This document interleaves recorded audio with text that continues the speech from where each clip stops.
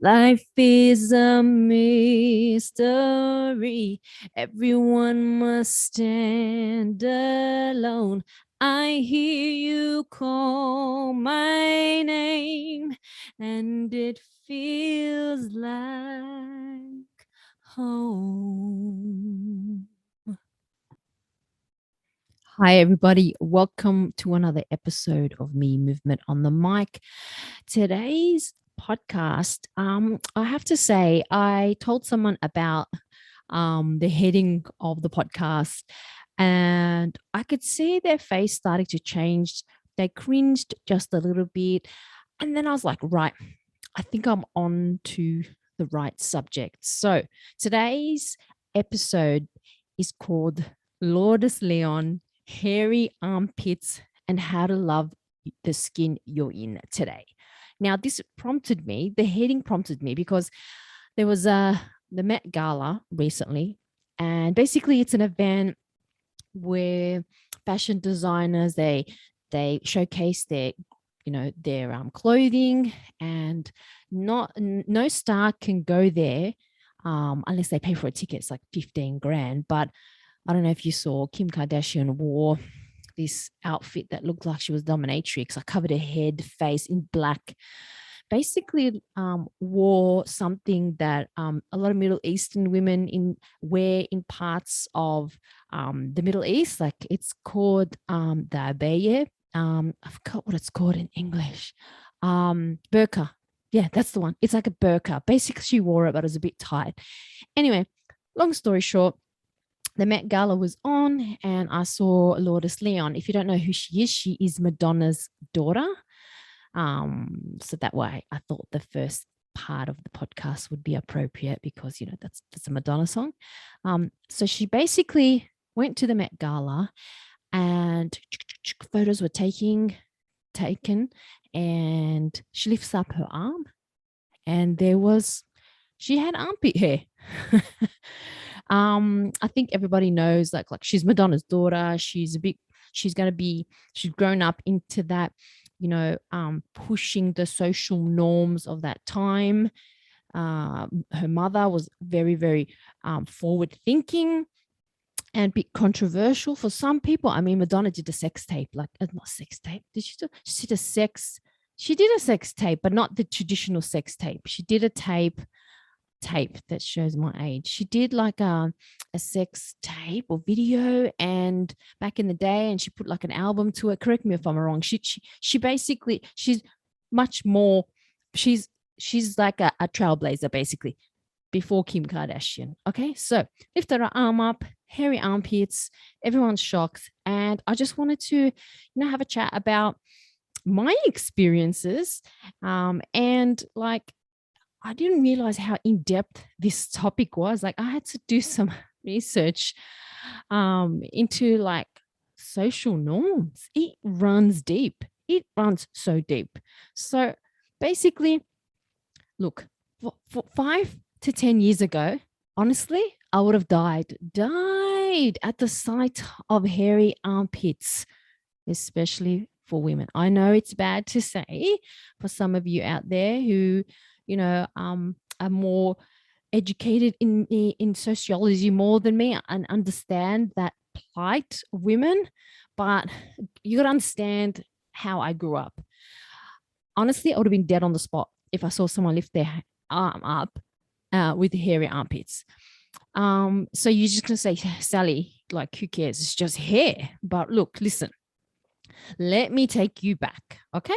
Growing up in a Middle Eastern family and going to a school, which was, I'll be honest with you. I grew up like in Roselands, and I went to a punch bowl school. There was Arabs, Asians, and Aussies. Like I think there was like probably less Asians, Vietnamese, but more Aussies, and then like a sprinkle of Arabs back then. Hey, look, Asians had no hair. Okay, I had all Asian friends. They had no hair until they were 30. Honestly, Aussies had blonde hair. I'm painting the picture for you here. No disrespect. Aussies had blonde hair. So even if they were hairy, you couldn't even see it. So there was the odd Arab that was blonde-ish. So they were lucky. They were like, whew, don't need to worry about that. Then there are Arabs. And if you're Italian, if you're Greek, I think you can kind of relate. But the Arabs, we are born with a monobrow, like from the get-go. I've got a little bit of fur here happening now during COVID, but I was one of the lucky ones. We were like below average on the facial hair and hairy leg area of the Arab spectrum. So you can think of a spectrum here. You've got the really, really hairy ones, the poor ones where it's just like, even if you're waxed, they're still going to be there. And then you've got the ones a little bit hairy. We were under that. So I was like, I dodged that bullet. I was so grateful to dodge that bullet. So at a young age, I saw my mum and my sisters. They spent hours ridding themselves of whatever ancestral hair they had to ossify them, or just to take the hair off, because that's what it was. That's what I grew up at. And every time we went to someone's house, or every female was cleaned, manicured, eyebrowed, no mustache, nothing like that, no hair. It was taken off. The men, on the other hand, I had uncles who had hair on their shoulders. I never understood that. I'm like, how do you have hair on your shoulders? How can you swim in the pool and the hair is keeping you afloat? Like I was disgusted by it. Let me be honest with you. I had hair from a young age, and it wasn't from my hair. It was from the men. I was also lucky that it wasn't nothing to do with my brothers and dad. They weren't hairy at all, but it was just the hair around me grossed me out. So so that was my experience. So of course, when the time came for Sally to be initiated in the hair removal process, razors were banned. Razors were banned. They were condemned. I swear. It's like, if you ever thought, I was like, that's what Aussies did. We don't do that. Okay, that doesn't work for us. I don't understand why. I never understood why that was such a bad thing. So razors were condemned, like carnivores coming to a vegan retreat. Like, family was absolutely disgusted by it. Any men used razors on their face. That's it. They were banned, and it was so we had to resort to the homemade wax. Yeah, the homemade wax. It was basically sugar syrup, water. Actually, it wasn't even water. I just remember my mom doing it on the stove. It was lots of sugar, and it was on a stove, heated until it was like this thick, like viscous thing. And let me tell you, it tasted delicious. But when you put that stuff on your leg, it was the most painful experience of my life. It was basically liquid steel that would attach to your legs. It would press down to the grip of my mother, who was like, made me put my leg on the bathtub to get into the right angle. And my soul was ripped away from me, including the dead skin. Hey, including the hair and the dead skin. Sometimes I wouldn't get the hair. The positives were you wouldn't have to do it to the hair grew back. So you had time. It's like, phew, I get to recover. Oh my goodness. It was just an ordeal. You got an exfoliation. You had the softest skin in all class. Okay. And that was basically it. Maybe you got before we got the wax, you got to taste the sugar. And I was like, yay, that tastes mad. The negatives were, it was ridiculously painful. And if you were like me, I bruised so bad. I was whiter than your average Arab, and I bruised so bad. I looked like a spotted giraffes are spotted, but I don't know why. I just looked like something, a really bad spotted giraffe. Okay. I'm surprised that, docs weren't called back then with the amount of bruising I had on my legs. I'm serious. Like, somebody out there was not paying attention and doing their job. Hello. I don't know what they're called now. FACS, Family and Community Services, whoever you are, you weren't doing your job back then. So where did this need to have no hair for a female come from? Why do we do it? Or why do we unconsciously judge those who choose to be, let's call it el natural? Well, let's go back in time, all right? The earliest recording of hair removal, do you know when it was? I have to give it to the ancient Egyptians. They were just so forward thinking for everything, okay? The shaving of hair was the norm in ancient Egypt, and they didn't discriminate. They were the first Arabs that didn't want to discriminate. I'm loving them. For men and women, they shaved their hair, they shaved everything, and they wore wigs. And I think that was like a caste. It was like a social system. Like you had less hair, you were higher up in the social structure.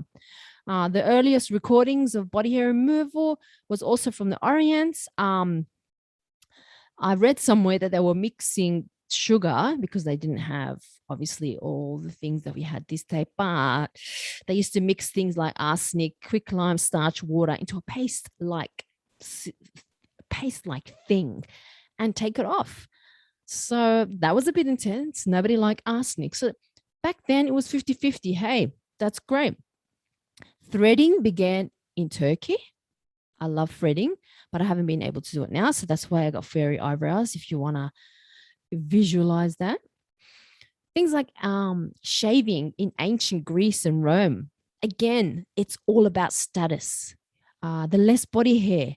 Like if you see the big, like I went to Rome and we went to an art gallery, the big art gallery there, losing my thoughts.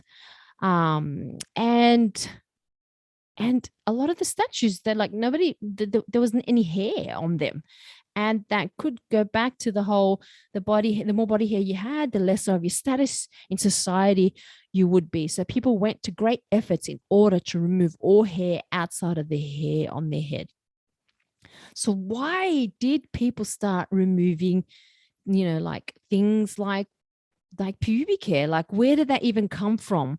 I read somewhere that they were removing body hair. It helps starve off. This is a little bit gross, but I'm going to be real with you. Removing helped starve off infestations like lice and other parasites, especially for those living in close quarters who had limited access to bathing. Hair traps perspiration, also becomes a breeding ground for bacteria and odor. For these reasons, by the early 1900s, people were clean shaven had become associated with basic hygiene. So that's the other thing. Hygiene was a big thing. Marketing definitely played a big part in it. American beauty standards and practices of women were also affected by the razor. Gillette came out and was like, hey, girls, you better start shaving because this is a great product. That was in the 1950s. But I wanted to go a little bit further back. I forgot to mention that in Stone Age times, they used to get rid of hair because of safety. Believe it or not, safety. So if you had long hair and you were in battle, they'd pull your hair and you're gone. So they'd shave the hair off. They'd also shave hair off because it would stop frostbite because it would just hold on to water. So many different angles and reasons why hair was removed. So why don't men now? Why don't they shave their armpits and their leg hair and women have to, according to society? Now we're getting a little bit serious. Like, I know you're going to say, oh, yeah, I know a guy and he cleans and trims. No, I'm talking about shave. Like, why do women have to shave and men don't? Like, I mean, I know it's personal preference, but I guarantee you, if my female friends or my male listeners out there, you ask someone what they think of a woman who has a full pit of underarm hair, and 9 times out of 10 that person's going to say, I don't like it. And why is that?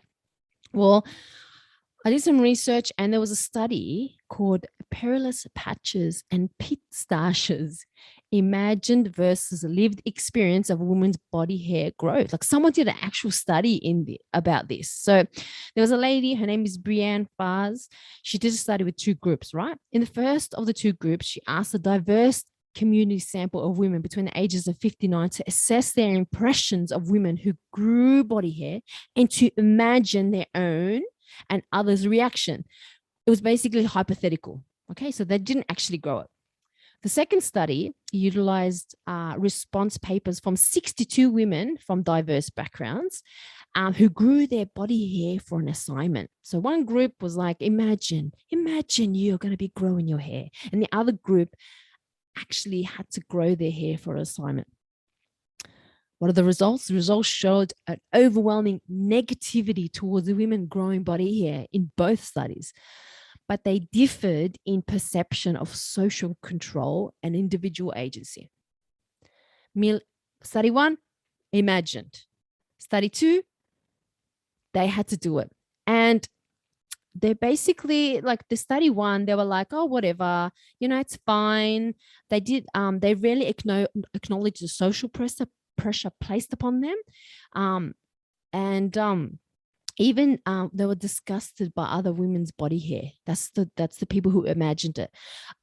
Study 2, they discussed the social pressures and norms, and they reported a constellation of difficulties. So there was different difficulties, including homophobia, family and partner anger, and internalized disgust and dirtiness.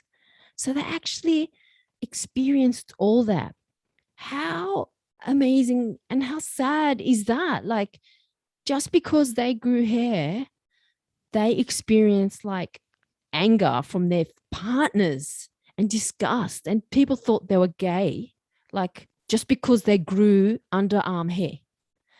It clearly highlights the invisibility of sexism directed toward those, and it's to maintain that the female body and the compulsion to shave, in other words. It's just insane. Like, she's got here, it's an example of how women have internalized patriarchal ideas of femininity. And I just want you to stop and think about that. Who's created these ideals of femininity? Who says that women aren't feminine if they don't shave their armpits? Women aren't feminine if they don't do a Brazilian. I'm not a big fan of hair, but mine is on both spectrums. It's not just one side. So why women and not men? I didn't realize this was going to be such a difficult and in-depth question. And I realized that it's ingrained into sociology. And there's a paper that I found written in 1987 by a British anthropologist. Her name is Dame Mary Douglas.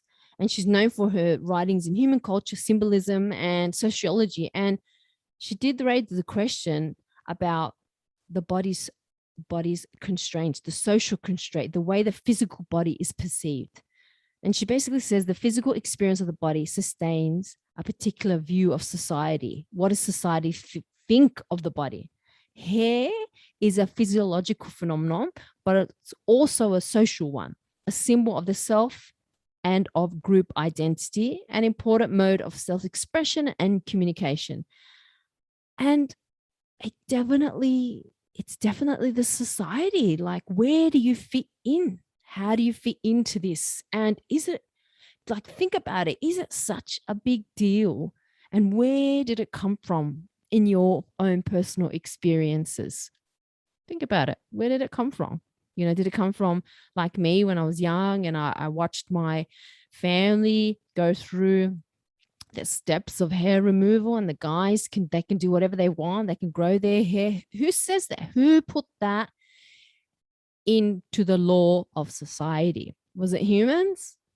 Clearly we've missed the mark in some way, and we've gone from like the ancient Egyptians, where it was like as a patriarchal societies level, to you're dirty, so you gotta shave your armpits, and you feel dirty for someone else who has hairy armpits if it's a female? So you got to ask that question to yourself. And it brings me to the next one. How do you feel comfortable in your own skin? Like, do you have it in you to go, oh, I'm not gonna bother with that? Like, when do you get to a certain time where appearance, you're comfortable with your own appearance? It's a tough question, and I guess I can only answer it with the experiences and the little research that I've done. But I love this next saying that I found. Confidence is not something that can be learned like a set of rules. Confidence is a state of mind. Confidence is a state of mind. How cool is that little quote? Confidence is a state of mind. And here are some amazing tips that I found. They actually found it from the University of Brisbane website, and it talks about how to be confident in your own skin. And the first step is practice self-acceptance, becoming more accepting of yourself. Like, I'm going to have more mustache hair than a blonde person. People can see it. Or my eyebrows grow quicker than anyone else because that's just the way it is. But that's my self-acceptance. I got to acknowledge that and be okay with myself and, other people regardless of the situation, so self-acceptance is the big thing. The next one is get to know yourself. Take notice of experiences or thoughts that increase or decrease your self-confidence or self-esteem. You got to identify your strengths, your abilities and achievements, and be honest with, including you're proud of it, no matter how small. Think about what you'd like to change or improve about yourself and how you can do that. So that's a big thing. Reprogram your thinking, pay attention, and be more kind and generous to yourself. 4, be more assertive. It's okay to say no, and don't feel guilty about asking others for what you want. A lot of our times, like I've learned that I have a tendency to be a bit of a pleaser. I don't know why, but it's okay to say no. It's okay. Number 5, make changes in your life. You may decide you want to make changes in your life and improve your self-esteem and confidence. Like you have to do some work on yourself. You can't just let things go by and go, oh, why am I like that? You actually have to do the work, okay? Surround yourself with positive influences. Let's be honest. Social media can be great, but if you're a bit sensitive to that, even if you're not, you're going to be absorbing all that stuff. So again, my big thing is cut it off at a certain time. Like don't take it like it's gospel. Like I found an app. No, I didn't find the app. The app found me when I was flicking through TikTok, and it was like, impress your friends. And it's like a whole editing system. It edits your image. Like, come on now. Like, stop. We need to know that this is fake. Social media, you edit it to the cows come home, okay? And you put up this image that it's so fake. It's true. It's like everybody wants the likes. Then that's not healthy. So surround yourself with positive influences, and it could be so close that it's your family or your partner or someone who gives it to you for real. Reward yourself is the next one. Practice self-esteem. Make time to treat yourself. I love this. Treat yourself, even if it's on your own, sitting down, having a nice cup of coffee. We can't do it at a cafe, but we can do it at home. Have a little time out for yourself. And share with others if you can. Tell a friend, tell people, have a chat, because you don't know who you might help. You don't know your worth, and you don't know who you might help. I hope this makes sense. I hope this helped you. I hope this hurt your brain just a little bit. Flip the script on armpit hair and females, and know that you don't have to be bound to the social structures. Okay. You have to be confident within yourself, comfortable in your skin. And when you do that, I mean, it's an ongoing battle. I get it. Because sometimes I look in the mirror, I'm like, how somebody's looking a bit tired today, but it's okay. And you're going to have days like that. That you got to go back to the, hey, what am I grateful for? And you know what? I'm going to reward myself today.